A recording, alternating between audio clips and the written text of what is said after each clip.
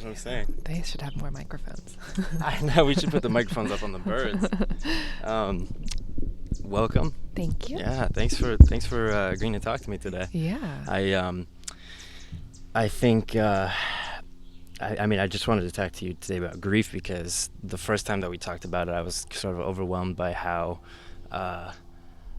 it sort of seems grief seems to be something that is as old as humankind is. You know, it's something that's very much a part of us and a part of who we are as a species. And you know, the oldest novel ever written by human hands that they have discovered so far is Gilgamesh, and that's the story of Gilgamesh and his friend Enkidu. And one of my favorite translations is by Herbert Mason, and the opening goes, "It is an old story, but let it be told, about a man who loved and lost his friend to death and learned he lacked the power to bring him back to life. It is the story of Gilgamesh and his friend Enkidu." And I just remember reading that for the first time, and there's something so touching about that. First of all, that they say it's an old story, so it's the oldest novel that we know. And in the oldest novel that we know, it still says it's an old story, so it's one that goes back to the beginning of us, basically. Yeah, grief is, I think it's timeless, and it's something that we all go through at some point. But I think it's there's a lot of beauty in it, I've always found. Absolutely. I think it kind of pares us down to our essence in many ways. So. Absolutely, yeah.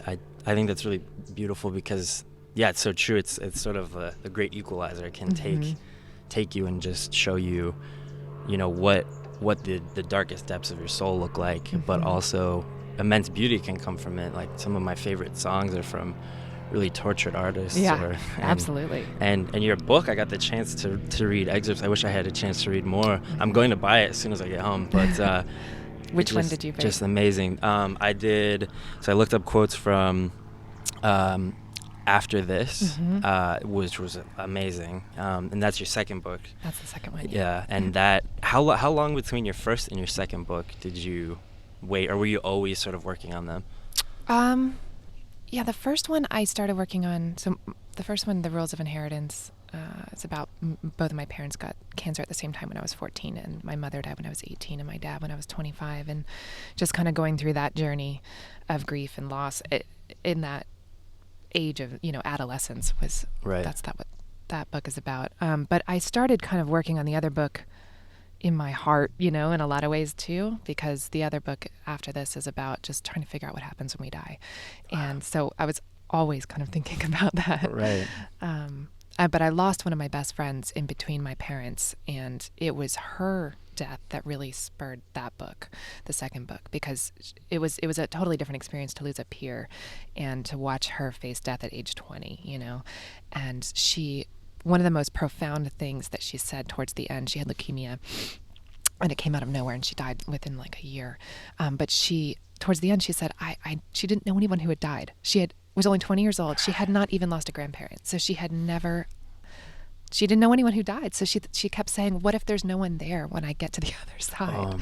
Which was just like mind blowing to think about. Right. And so that's kind of where that book came from for me. And it was a really fascinating journey. Wow. That's incredible. Yeah. What if there's no one on the other side? It's so, like, holy shit, yeah. Yeah. Because especially for a young kid who's never tasted anything of that world, that like the darkness or the death.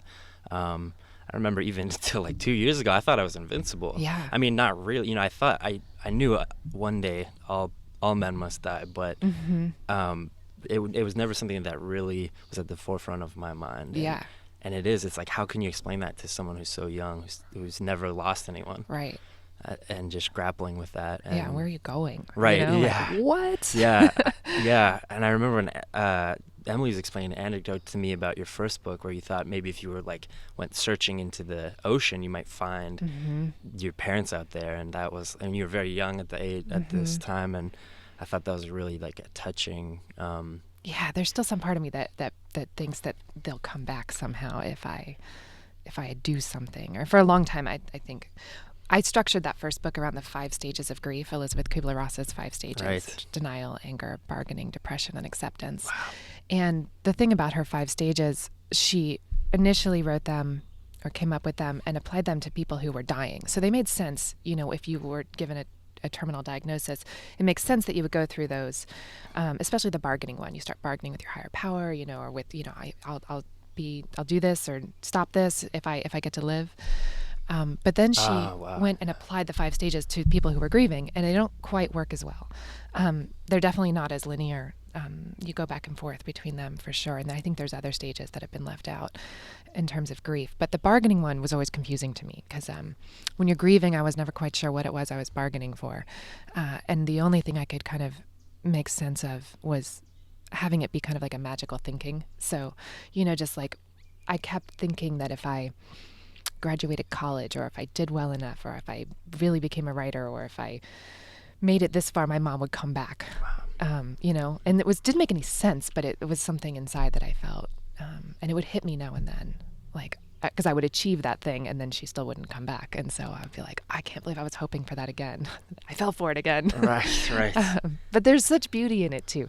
I just see so much beauty in grief. I'm a grief therapist now in LA, and I talk to countless clients all week who've going through horrific grief, and I just see so much beauty because it's all love. It's like this relationship they had, and all the love and all the history and all the things they had with that person, and that's what grief is. It's a reflection of that.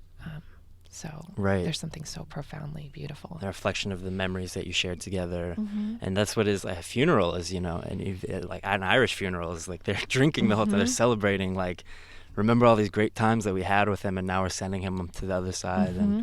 And I think that is the bargaining thing is really interesting, because it seems to be something that we all engage in, and especially people who are about to die or on the verge of death or know that death is around the corner. There does seem to be like, they become religious. And there's a quote, there's no atheists in foxholes. And so it's just a lot of people like, hey, if you're up there, man, I could really use some help right now. Yeah, that makes sense. Absolutely. But it's so different when you're grieving, as opposed to dying. Mm-hmm. The two. Right. Two sides of the coin, basically, because you're the person who is losing someone, or you're the person being lost, I guess. And that was what really interested me about your second book is the question of what is on the other side exactly. Because do we know really? Is there a way of telling? Because, with all of our advances in science and everything, it's still that big question. It seems to be the biggest question is what comes next. Yeah. And there is no definitive proof. I mean, there's lots of people who really think they know, but nobody knows, I worked on that book for about 5 years, just doing the research, and it was such an awesome time because all I did was ask everyone I knew, everyone I talked to, like, what do you think happens when we die? And no one talks about it, and it just felt like I had moments of feeling like a kid again, like, let's talk about this secret thing, like, what do you think happens? But I heard so many cool stories and so many different ideas. Finally, a writer friend of mine, I asked him that question, and he just looked at me and said, Claire, what do you want to happen when you die? And I was just like dumbstruck. I was like, wow, I have never even let myself consider what I might want to happen. Like, have you? Like, we have all these ideas and constructs and things in place of here's all the different things that can happen when you die, but like, what would you, if you could pick anything, what would you pick? And I hadn't let myself ponder that, and that became the end of the book. Wow. So yeah. That's amazing. It is so true. That's so true. But like, let yourself think about it sometime. Just that just blew my mind. Yeah. Yeah. Like, what, if you could pick anything? Yeah. What would you want pick to happen when you die? Man, see, that's something I'm gonna need to mull over. You have to spend like a year thinking about it. Yeah. I'm not kidding. Yeah. I know. Was there any sort of conclusive thing that you arrived at, or was it just sort of? It took me some time. Like I'd spent literally a year or two really thinking about it, and then kind of folding in all the experiences, because I did all these crazy things. I got into shamanism, and I talked to rabbis and priests and Buddhism, and I meditated, and I went to Bali, and like I did a bunch of stuff. And so all these different pieces kind of came together. And then along the journey of the book too, I lost another best friend. And again, it was watching a peer die, and she was a mom of 2 little kids, just like I am. And so it was watching her face death with having a husband and 2 kids, and like, again, like having to really reckon with my own mortality, watching her go through it. And again, thinking, what would I want for her?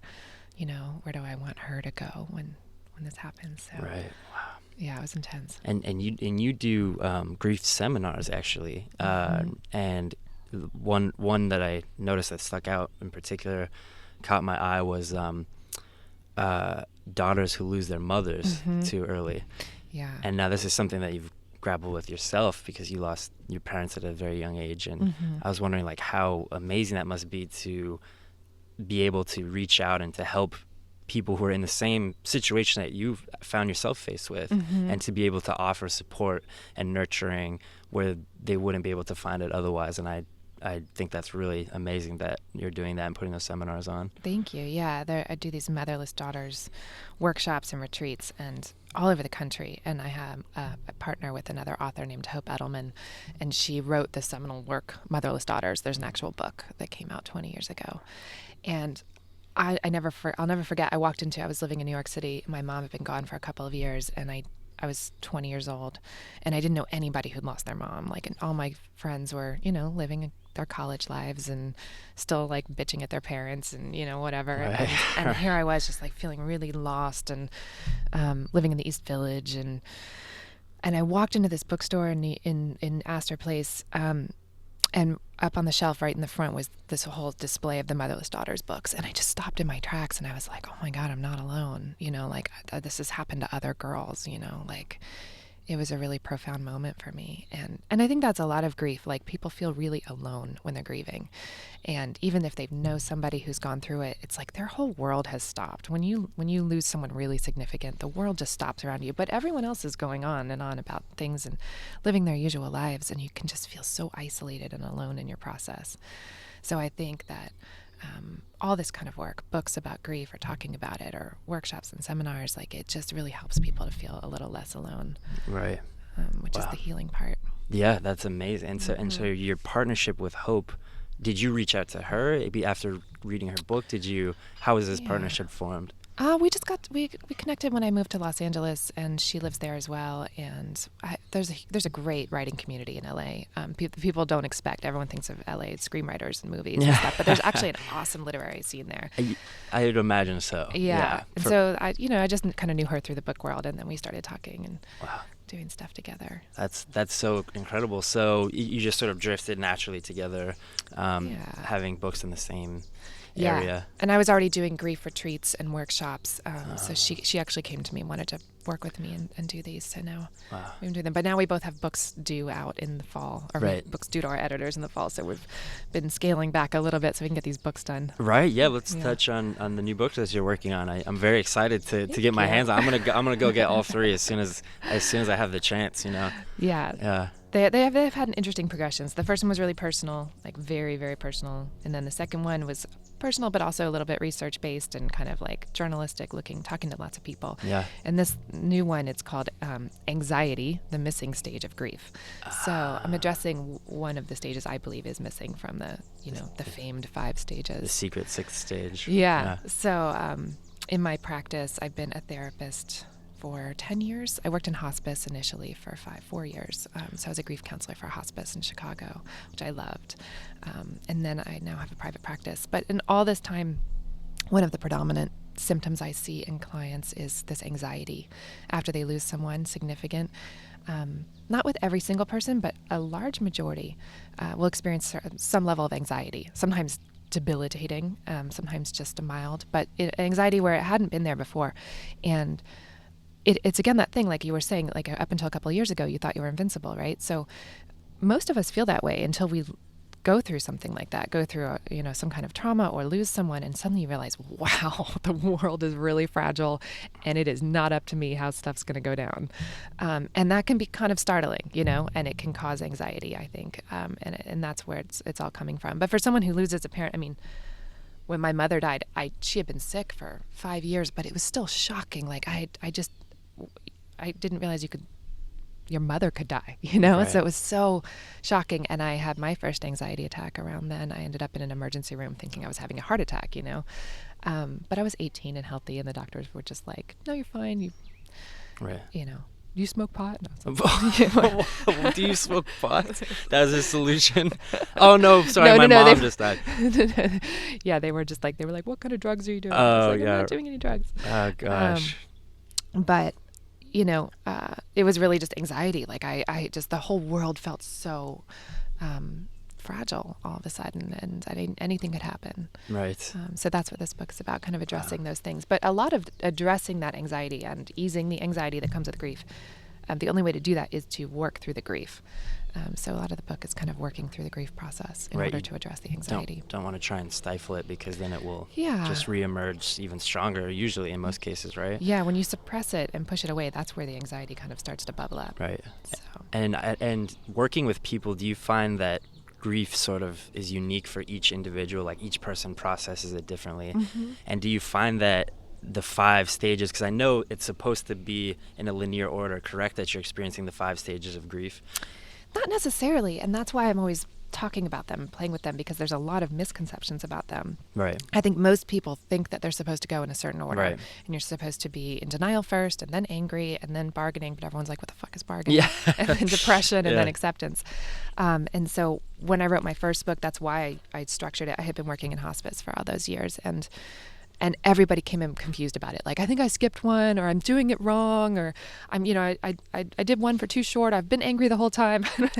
and the whole message was just like, there's no right way to grieve. It is, I think there are universal aspects to it that many people experience, but how the process unfolds is really individual, and it's based on who you are and your personality, your relationship with that person, the circumstances of the death. Like, it's so many things are factored in. Right. So you could be, so it's more, to borrow a word from Emily, it's more amorphous. It's sort of, you can be, in denial for many years, and then move on to anger and become angry, but then you can go right back to denial. Absolutely. And is this really happening? Has this happened? Is this real? Yeah. I think it really comes in waves and layers and back and forth, and you don't always have to have them all. I was never really that angry. Only ever really at myself in some phases, but and then some people are really angry. They lose someone and they're angry at the hospital, or they're angry at somebody for like a long time, because anger is a great way to mask sadness. Wow. Yeah, that's so true, isn't it? It's always easier to be angry than sad. It's so true. Sad is hard. It's vulnerable. Yeah. And it hurts. Oh, it but does. It's so much easier to be angry. Wow. Yeah. That's so, wow. That's you see with kids too, is like, that's sort of their back pocket reaction. Totally. They can just pull out, because it's like, I don't want to cry, but I can explode. And that's easier to do. Yeah. And I think that's still, that gets transferred into adulthood. But that's important to recognize. Yeah. Because sad is very vulnerable. And I think it is, and we have like this sort of, it's just sort of about grief. There seems to be this stigma, and it's not something that we talk about. And death is something that you don't talk about, because don't be a bummer. Yeah, don't be a Debbie Downer. But I think it is important to talk about death, because it really could just at any second happen. Yeah. It's terrifying. Yeah. I know it is. It's all about living with uncertainty. Right? Yes. Like, I think that's the big key to life, is being comfortable being uncomfortable. Right. Just being comfortable in the uncertainty of everything. Like, anything could happen. Emily and I were saying that yesterday on the beach. We were standing there, and I was like, we could be nuked in the next 30 seconds, and like, it would all be gone. Or the alternative is we could also live for like 80 more years. Like, who knows? Yes. We don't know anything. Exactly. We don't know anything. Like, some technology could come along in the next few years, where in 80 years we're standing on this beach still talking, and we're healthy and like are alive. We don't know anything. It's true. And so to be comfortable in that, and to figure out a balance of how to live, I think that was one of the most interesting effects of losing my parents at a young age, was that it gave me this like wild freedom, right? Because I was just like, fuck it, I'm gonna live like there's no tomorrow, because it felt like there was no tomorrow for all the time. Right. Both of my parents, like my anchors in the world, people who brought me here, were gone. I don't have any siblings, so it was very like my family was gone. Right. And it was so terrifying and so dizzying. But there was like this wild freedom too, where all of my friends were kind of still like stuck in the matrix, right? They were like, I got to go to college, and I got to like, go home for Christmas, and, I got to do this and that. And I was like, fuck it, I'm just going to do whatever I want. And that was kind of awesome. But it's now, as an adult, I'm almost 40, and I only feel like I'm now learning how to plan for the future. Like really, right, like I've never bothered to save money or to I take care of myself sometimes. Well, why would you? Yeah, like because I've just been living in the moment all these years, but I actually really want to live. I want to plan for my life, and now I have children, and so I want to be around more. So it's been a really tricky balance for me. But I also really like this idea of just really embracing life and are there aspects of your relationship with your daughters that have taught you, or maybe sort of remolded some of your memories about your mother, realizing like, oh, this is what she was experiencing at the time, being a mother, and now I'm experiencing those same things with my daughter. Is there any sort of connection like that? Yeah, becoming a mom was like the big full circle moment of my grief process. I was 31 when my first daughter was born, and it just completely shifted everything. Like I felt like I really understood. I guess what it was I had been I had been missing my mother for so many years and felt so sad and been grieving so much, and I never kind of beat myself up about it. Like, why am I still grieving? Like, how can I still be this sad? And this is really dumb, And then I became a mom, and I was like, oh my God, this is why. Like, this relationship is so special and so primal and so deep. And I just loved my daughter so much, so quickly and so easily. And that one of the things that was so amazing was it was very healing, because I realized that my mother's love for me was like everlasting. There was nothing that could change it, even with her death, because there's nothing that could change that will ever destroy my love for my kids. Like, it's so deep and so real and so big that, you could kill me 1,000 times and my love for them will still exist in this world, Wow. Yes. That's incredible. Yeah. That's, that's so incredible. I mean, that's sort of the whole thing behind, not to quote Harry Potter, but that's the whole thing, is like his mother's love's existing long after she's gone. And that's such a beautiful sentiment too, because I had a moment after I had a friend die in a car crash right before everything started happening with me as well. And that was the first year that I was referring to earlier, where I just realized like, oh, I'm not gonna be here forever. I could just one bad thing could happen, and that's the end. And I just remember it did feel like she was out of town, like on vacation, and she would just come back at some point in time. And just very young, like your friend who died. And it's so strange when someone that young, because you have all these pictures to remember them by, and memories that maybe was just you and that person in question. And then so after they're gone, it becomes like, well, who holds on to this now? Is it up to me to remember these things now that you're gone? And but you can feel them in certain moments.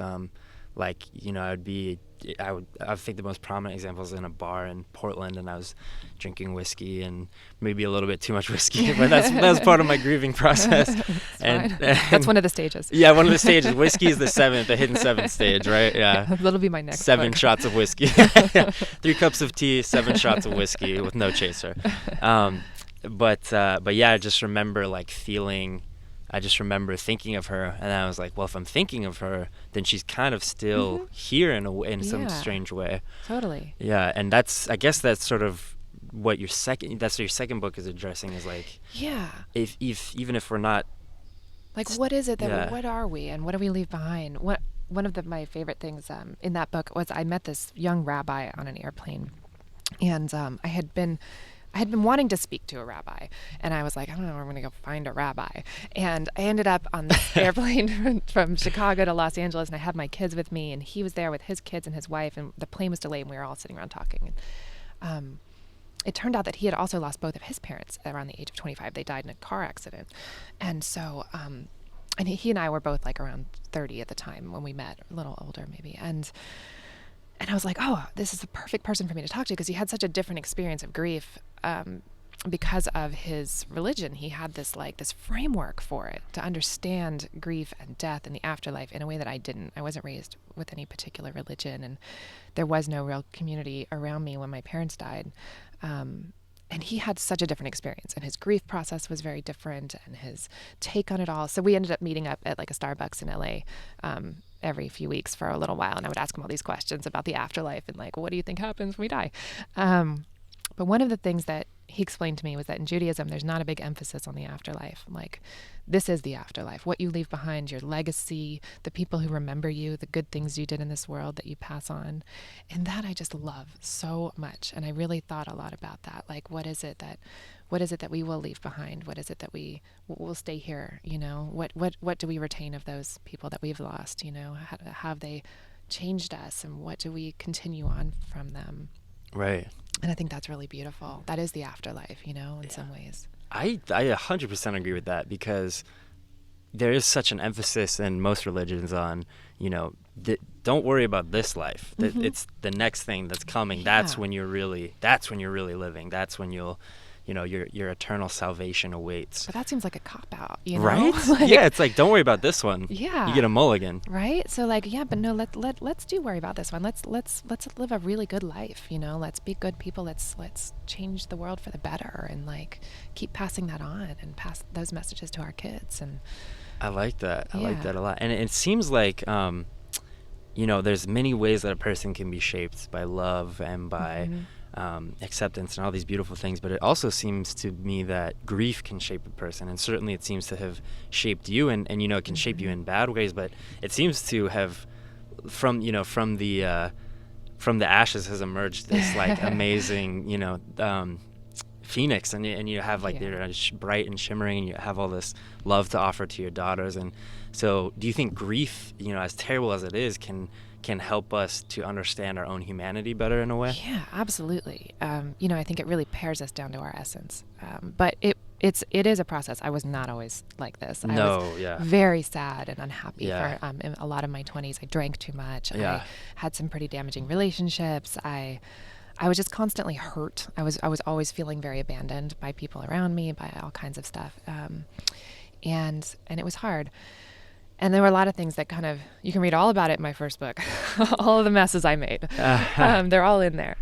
And the seventh stage. Right? A lot of there's a bunch of stages. And then, you know, a lot of things changed it for me. Yoga, meditation. One of the things, and this kind of goes back to what we were just talking about with the rabbi, is one of the things that really changed my life was starting to volunteer. After my dad died, I was 25 and I was living in LA, and I just felt so alone and just felt so like my life felt so meaningless. I had no purpose. I just felt like there was no point in me being here. And do you know who Dave Eggers is, the author? Yes. Yeah. Keep going. Yeah. So I was obsessed with Dave Eggers because, you know, he'd lost his parents too, and he was this young author, and I was sure that we should really get married. So I went, he did a reading one night in LA at UCLA, and I went to it, and at the end of it, he said, it was like this crazy show he did with They Might Be Giants. It was really fun. And it was pretty awesome. It was like McSweeney's and Dave and They Might Be Giants. But McSweeney's. At the end, he said, I'm opening a chapter of my nonprofit, A26, here in LA. And I just like literally sat up and I like scribbled down the email address he rattled off. And it turned out to be right down the street from where I was living in Venice Beach. And I literally showed up at that first meeting with like fucking homemade muffins. And I was just like, I'm here, you know, like, hi, Dave. I've been waiting a long time for this moment. And I ended up volunteering. And I ended up helping open A26 LA, and I was hired as the volunteer coordinator and the events coordinator. And so I worked there and helped open, but I like literally painted the walls, and I was there every day. But what really changed me was that I had spent the year leading up to that really just totally depressed. Like I would get up every day and I had nothing. I just felt so useless and sad, and I would go back to sleep, and it was just a mess. And then I was suddenly there, and I was part of this organization, and it was when the kids started coming in after we'd set it all up. And A26 LA it's a nonprofit that works with underprivileged kids in the school system. So they provide tutoring, this drop-in tutoring that you can go to after school, and they also go into the classrooms and work with teachers. And it's a really great organization. There's like 7 chapters, I think, around the country right now. But so these kids were coming in the afternoon, and I was suddenly sitting at these tables and like doing geometry with like, you know, 6th graders or whatever. And it was hard, but geometry is not easy. But I realized I remember walking home one afternoon from work, and all of a sudden I realized I wasn't sad anymore. Like I realized that like, oh my God, I'm like useful. I'm helping people. I'm doing something. And it just changed everything. And I've kind of never gone back. From there, I ended up working at a homeless organization for a long time. Then I went into hospice, and I've just always kind of been working in a realm of service in some ways. And Wow. it was the thing that like really broke me open and softened me and made me happy again. Right. Yeah. That's so, yeah, it's so beautiful, because you're taking your own grief but using it to, and so not only are you helping the kids, but then in a way they're also helping you. But Yeah. that's really beautiful. Yeah. There's an idea, or actually it's an art form. And maybe you've heard of it. It's Japanese. It's called kintsugi. Yeah. And yeah. so what happens is, like you said, let's say this mug was just like, just you're to break this mug, and it's shattered into a bunch of pieces. It's worthless, right? You can't hold anything in it anymore. You can't put water, you can't put coffee. It's done. So what they started doing is they take gold filament and using it to repair the mug. Ooh. And so it has this like really interesting like lightning design with the yeah. gold, and the whole idea, and it would become more valuable after. And so the idea was that something was more valuable for having been broken, more beautiful for having been broken in the first place. I love that. Yeah. And so I think that's really beautiful. You sort of I like that. Just I mean it's just beautiful that you're able to do that for them. And Thank you. yeah. Yeah, I think that is almost kind of one of the healing stages of grief, is to find meaning and purpose again. You know, that's part of the process of acceptance, is like finding meaning in your life again, and feeling like you have something to contribute to the world. I think that's a real part of the healing process. Right. Absolutely. Because you can, I guess, I mean, for you, I'm sure you lost some part of your identity when your parents. I remember you had this beautiful quote of, my meaning in this world had been completely stripped from me because the person who brought me into it is gone. And I just remember reading that and being like, oh my God, yeah, like how are you able to shape your identity after the person who's literally responsible for creating you is now pulled out of the world? I thought that was a really beautiful passage. Yeah, I was just really like lonely and confused for a long time until I kind of started to, shape things and find some kind of purpose for my life. But now it's like all grief and death all the time. Right. It's great. I love it, but I've really embraced it. I was kind of resistant for a little while to going like whole hog with the death thing. Right. But now it's just, here I go. Yeah. It's the third book about death. Yeah. And yeah. Well, I mean, it's it's something that unites us all. Death is something, no matter if you're rich, if you're poor, no matter where you're from in the world, the death is something that unites all of us. It's in that everyone has to die. Yep. And so it is sort of beautiful in that way, but it's sort of in a very gruesome way. It's something that we all share, and it's probably, you could argue it's like one of the most human things. Absolutely. Is loss. And I think that we should talk about it more in general, and like that we should embrace it in some ways. And I think that one of the reasons grief can be so hard is because no one ever talks about it. So it was so shocking when it happened to me, but no one had ever spoken about it, So I talked to my kids a lot about death, and especially when I was working on that last book, and it was really fun to ask them what they think happens when we die, and just have all these weird conversations. Yeah, because kids, I remember asking my dad, like, do I have to give my toys to someone? And he was like, well, I mean, he's trying to answer he was my age when he was answering these questions, so I felt poor guy. You don't take anything with you. Nope. No, you leave it all behind. And that was, there's a really beautiful tradition called the Potlatch, and it's something that the tribes just off the coast of the British Columbia did. So they, what they would do, they're called the Haida people, and what they would do is the chief would have a gigantic party, basically, in his longhouse, and he would give away everything he owned. And then so they would carve a notch into your totem pole. So you can tell who are the greatest chiefs because they had like 13 rungs in their pole, or 13 potlatches, where they gathered everything and then gave it all away. That's so cool. And that's considered to be like the best chief of all time, the greatest chief. I love that. Yeah. That's awesome. Isn't that cool? Yeah. Yeah. I don't know if Americans are up for that. No, days. I don't think so. Yeah, Was ready to give anything away. No, I don't think so. Yeah. Hey, how about that Ferrari? Hand over that Ferrari. We'll carve a notch for you in the tree. Does that sound like an equal trade? Yeah, so we have sort of become a very like goal-oriented culture, and definitely materialistic, I would say. But there is still, great Americans left, and I think you are one of them. Exploring grief and loss and sadness and death, which is just stuff that, I mean, no one ever talks about, and it's just because it is uncomfortable. It's Yeah. I remember seeing my grandfather after he had died, and I just walked in, and his skin was waxy, and I was like, that's not him, really. Yeah, because right? that spark is gone, the light. And I remember the scene from Hamlet, because that was the original way we bonded. I was playing Hamlet in the school play, and that was the first role that he got as a theater actor. But I remember the scene from Hamlet, like, I shall never look upon his like again. And that was the words that was stuck. Yeah, I saw my father was the first dead body I ever saw. I didn't see my mother's, and I was with my dad. He died at home in hospice, and yeah, he wasn't there anymore. Like, that was his. And I really had that moment where I was like, oh wow, we are not these bodies. Like, this is not who we are. That we are something so much far beyond that. That's like, that was really a moment for me. I have this doctor friend up in San Francisco. He's a hospice doctor, or he was for a while. I think he's doing something else now, but his name is Dr. B.J. Miller, and he had a really terrible accident when he was in his 20s. At college, he jumped up on a rail car one night with some buddies, just fucking around, and he was electrocuted. Oh. And he lost both of his legs and one of his arms. God. So he, I think his legs are amputated to mid-thigh or something, and has only one arm. And so we were talking about this, and I interviewed him for my second book, and he told me he remembered waking up in the hospital, and like a large portion of his body was gone.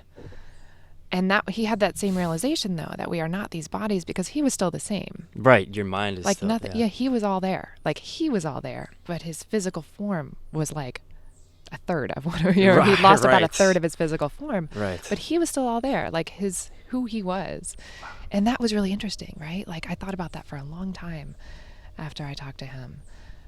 And I think there's very few instances during our lifetimes where we really have the opportunity to realize that we're not these bodies, that we're not our physical forms. I think some people really achieve that with meditation or even certain drugs. But I think most of the time we walk around thinking like, oh, this is me. I'm Claire Bidwell Smith in this body, and this is what I look like, and that's it. We're just really caught up in that physical form and the kind of ego of it all. And every once in a while we have a moment or an experience or a conversation that, like, checks us, and like, remember that we're not all just this. The body's a vessel, and it's carrying, the idea behind a vessel is it carries what's important inside of it, but it's really just a shell for what it's carrying. And that's what, whatever they call the spirit, the human mind, consciousness, some people refer to it as. It's been known as many things over many different ages through many different cultures. But that spirit, that, I guess, the human spirit is what it's sort of universally known as. And I thought it was interesting that you mentioned there was ways of accessing it through meditation and through drugs.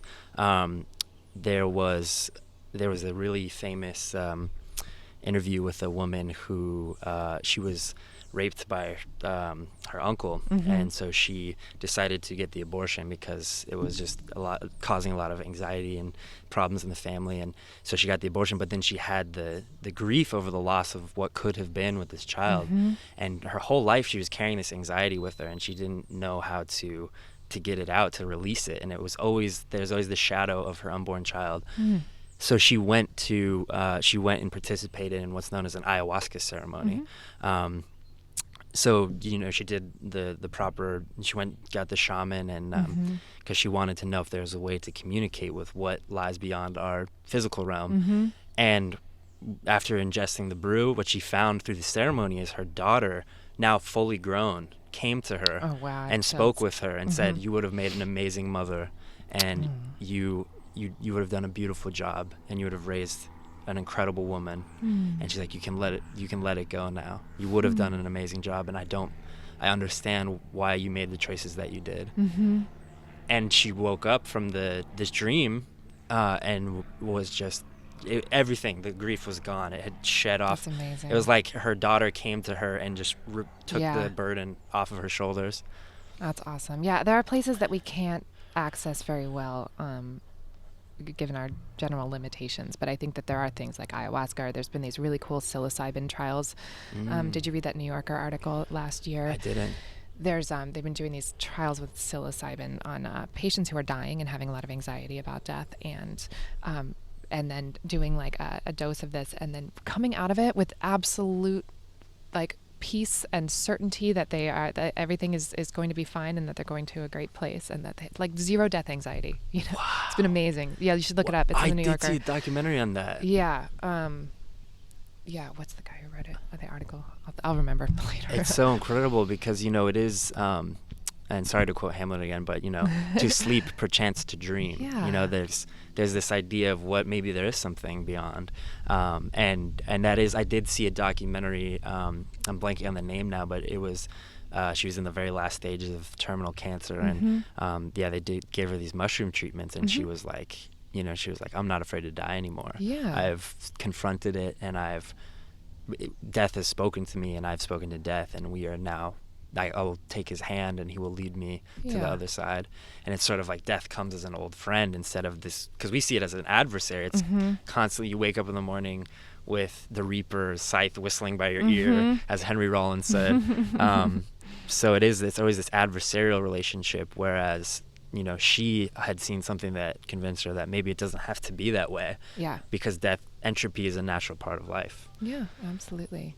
Yeah, so I mean, the bottom line is I think it's really important to think about these things and to talk about them and to, like, ask yourself these questions, you know, what do you think happens when we die, and what do you want to happen, and how am I living the life that I want to be living, you know, based on those answers, you know. Right. If this is what I think is going to happen or what I want, like, am I living the life that I will look back and feel was the right, meaningful life? Right, exactly. I think it can be a hard thing to struggle with is the legacy is so important to you. I mean, that's why you had pharaohs carving their face into these giant stones, because for them that was their way of remaining after the physical form had faded.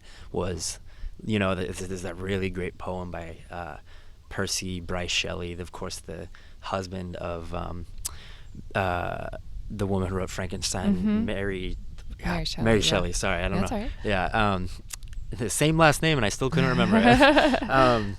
But yeah, he wrote this poem called Ozymandias, and it's basically, he finds this. He had been traveling through Egypt, and he saw the original statue before the British relocated it to the British Museum, where you can find it today, of Ramses II, and he saw this just colossal, you know, lifeless face. Wow. And he looked at it, and there was stretches of sand and in endless directions, and he was just sort of overwhelmed by encountering this thing face to face, the face of a man who had died many hundreds of years before. And so he said, you know, but what's inscribed on the thing, he says, is my name is Ozymandias, King of Kings. Look upon my works, ye mighty in despair. But then the last line of the poem is, that colossal wreck is all that remained around that bare and endless sand. So it's like, look upon my works, ye mighty in despair. But it has this double meaning, because you're like, I am, and there's nothing here. Like, it's all sand and this withered face. Wow. I love that. Yeah. Yeah, it is what we leave behind. Yeah. It's the most important thing, I think, for a lot of people. And in some ways, that probably is the afterlife. You know, your mother's living through you, and your father's living through you. And there you are teaching your kids things about them without even knowing it, probably. Like, you're imparting wisdom that they left to you. Was there anything before they left? Was there anything that they stressed? Was there was information that they wanted to impart before they left? My mother was really unable to face her death, which was interesting, because that made it really difficult for me as well. My father, on the other hand, they were really fascinating people. So my dad was, he was born in 1920. He was a World War II bomber pilot, and he was a POW. And he was 57 when I was born. Oh my gosh. They were each other's third marriage. My mom was 40, and she was like this kind of glamorous, sexy artist from New York, and had never had kids. And they met, and she'd been married a couple of times though. And they met in 1975, and my dad was the one who thought that they should have a kid, which is hilarious because he was almost 60. He didn't want to deprive her of the joy of He didn't. He was that. really, he was like, I really think you should experience this. He had 3 grown kids already who were in their 20s. And so here I am. I was born. But my father was just a fascinating man. And I think, he was 24 years old and was flying bombing missions over Germany, over Europe during World War II. And he was shot down and taken prisoner by the Germans and POW for 6 months.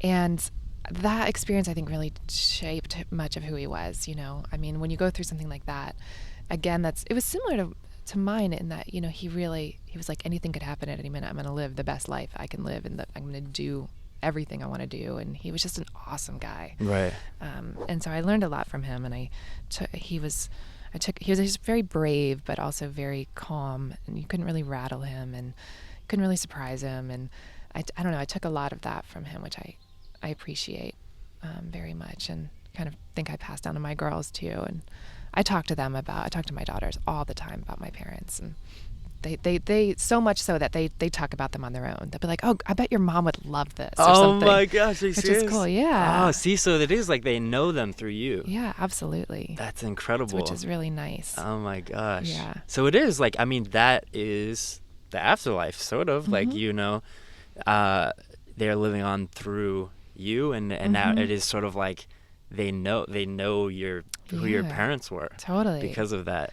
I mean, I just always am very conscious. They'll be like, "Mom, how do you know how to do that?" And I'll be like, "Well, my mom taught me, and this is how she did it." And so I'm just always kind of infusing my parents into things. Right. How can you not? Because they're very much a part of who you are, and they'll become a part of who your daughters are, and then without knowing it, they'll become a part of who their children are. And absolutely. It's incredible, the reach that they would have beyond death. And that's what I think is so fascinating about your second book, is that you focus on communications between the two realms, which sounds like some, maybe like some science fiction or some like fantasy novel. But really, when you're talking about instances like this, I mean, is it really that hard to imagine that someone who is beyond now can actually communicate through the living? And oh yeah, I mean, I saw over a dozen psychic mediums when I was working on that book, and wow. had some awesome experiences. Wow, yeah. I even had a seance in my house at one point. Oh my gosh. A bunch of my friends and like a Ouija board, wow, and like I did all kinds of fun stuff.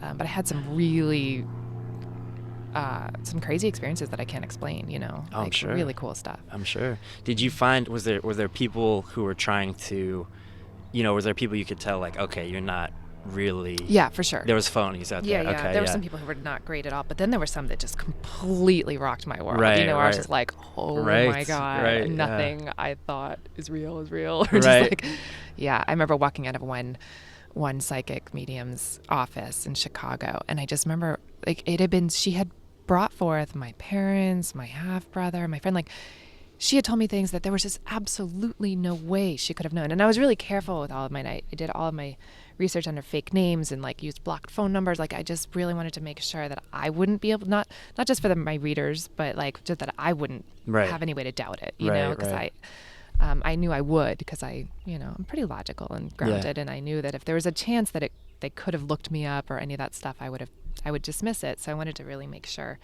And she just, I couldn't believe the things that she came through with. And I remember walking out of her office, and it was like an afternoon, and I went to a Starbucks, and I just remember like looking around at all these people doing all these things, and I was like, oh my God, nothing is what I thought it was. Right. There's another realm that we can communicate with. Oh, that's awesome. Yeah, it was cool. Wow.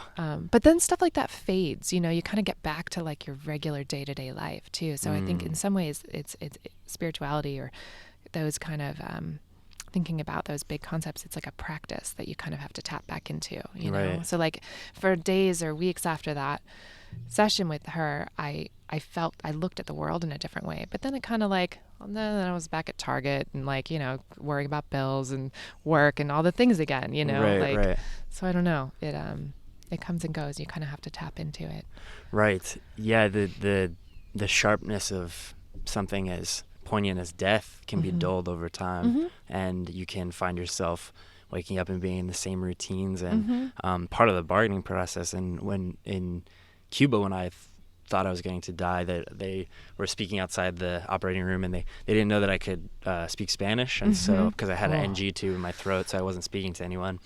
And outside, I heard the surgeon say, "We need to operate right now, or we're going to lose him." Oh my gosh. And then the hospital administrator saying, "We're not doing the operation. They don't have the money." And I remember hearing that and just saying, "Oh my God, I'm going to die. Like this is it." And I just remember thinking, I was bargaining in my head. I was like, if you let me live through this, then I will, because I had realized at that point in time, I hadn't made a single decision for myself. I was just sort of living according to what I thought was expected of me. And I was putting all this pressure on myself and to do, to become a lawyer or just to make my family proud of me. And I just realized, like, I haven't done a single thing for myself. I haven't done anything that I'm proud of looking back on. If I died right now, like, yeah, people will be sad, but I haven't done anything that really, is worthy of recognition or noteworthy. I haven't helped anyone. And so I thought, if you let me live through it, was bargaining. If you let me live through this, I will stop doing all that. I'll become the man that I want to be, And it was very sharp, but then the more time that transpires, you have to start taking things for granted again. Exactly. And just, completely. Yeah, that always happens. So it is kind of like a practice that I think you have to tap back into and take time and take moments to really touch into that place, Right. Yeah, you make a logical effort to continue to recognize what the most beautiful gift of all is life. And that's something that's cool about the Egyptian afterlife, is you have to face, in the halls of Anubis, you have to face this god with a crocodile face, and you have to weigh your heart on a scale. And if your heart weighs less than a feather, if you have a lighthearted, a lightness of being, then you're allowed into the afterlife. And so you basically have to stand in the halls of Anubis before Set and say, I have not contributed to the misery of the world. I have taken this beautiful gift of life and I have used it to the best of my ability. That's awesome. Yeah, I love that. Isn't that cool? Yeah. Some cool quotes and anecdotes. Well, I get to talk to interesting people like you all the time. So I'm very much a student of everyone who's talked to me, everyone who's come before me, and even people who have died, Student of life and death. Yes. that title for your fourth book. Well, I don't want to keep you too long. I don't know how your days. I gotta head to the beach. Yes, absolutely. See, exactly. You got to embrace life. Yeah. Exactly. We can't stay bogged down with death, as fascinating as it is. You got to go spend time with your daughters, awesome. But it was really, really a pleasure having you on. Thank you. And it's thank really you fun. so much. Yeah. Hopefully we'll get to do it again sometime. And this was so fun. I'm always up for sitting around talking about death. Yes. Because me too. really, it's a conversation about life. Like it really always is.